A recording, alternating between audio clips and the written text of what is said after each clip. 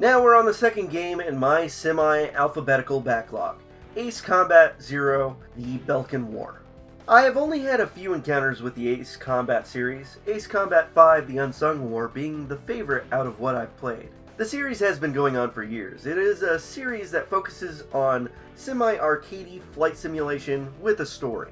All I ever remember hearing from a friend was that Zero wasn't that good, or wasn't up to the same standard as Ace Combat 5. Having finally played Zero, I'll say I can get where he was coming from. In terms of story, Zero wasn't as deep as number 5. It seemed like it had less of a budget, or it was sort of meant to just give more missions without being too story heavy. It is stylized in a sort of post-war interview documentary, where the interviewer is trying to get an idea of what sort of person the player character Cypher was. The interviewer talks with comrades and former enemies, talking about events that take place years before Ace Combat 5. But instead of cutscenes with 3D characters like in Ace Combat 5, they used live-action actors for the interviews with stylized overlays. It gives the game a unique look, and it wasn't bad. While the character interaction isn't as great as it is in 5, it has an interesting system which is affected by the way the player plays the game.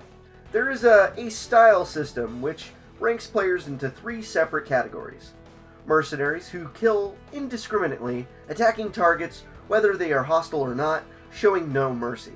Soldiers who keep a balance of who they kill, sparing some of the yellow non-hostile targets and killing others. And then knights who believe in a fair fight. They protect allies and will not attack non-hostiles or disabled planes. Depending on what type of Ace style the player currently is at, will change radio chatter, which Ace enemy pilots the player fights, and what cutscenes play throughout the game. It does offer a little bit of incentive to play the game several times to get a little bit more out of the story. The other thing that Semi helps change things up is that there are a few missions where players get to choose what squadron they would like to fight in, changing what types of enemies players fight as well as what sort of objectives players have to complete. Because of this, I made notes on which groups I chose so that if I ever come back to this game, I can try out a different type of objective. But if I remember correctly, there are only 3 missions like this out of 18 missions total. Playing through, I chose easy difficulty, but with non-simple controls, because I've never been too good at these games and my thumbs were killing me even on this difficulty. Dogfights get intense, and when you add Ace Combats to the mix, some fights get pretty long. Especially since it hardly seems like my allies ever help when it comes to Ace pilots. The missile warnings keep coming up, and I'm wondering when I'll get a little relief to start blowing up some planes. Though at times they do help, and they do steal your kills. In this game you can command one wingman to cover you, attack, use special weapons, or disperse to attack specific types of targets. In between missions, players can buy new planes and special weapons using the credits received from battle. When heading out, players choose their planes, hopefully taking into account the needs for each type of mission. Then choose their plane's special weapon loadout and their wingmans. Progressing through the story, players will unlock new planes to buy and new paint jobs based on where they are in the game, how they rank in missions, and what Ace style they play. I will say again, I am a bad player. I hardly ever use my machine gun or my special weapons and just rely on my missiles to get me through a mission. And if I run out, I just hope I can do something with my special weapon, or I'll probably have to restart the mission.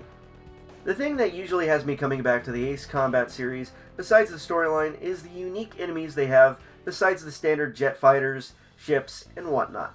I enjoy trying to take down a giant enemy gunship or destroy a large laser targeting system, but these are usually few and far between. At least there is a bit of variety in the way missions can play out.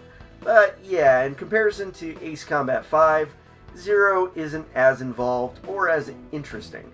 It does have a unique combat ace system which changes out who you will be fighting and how the player character gets talked about, but I'm a sucker for more in-depth stories.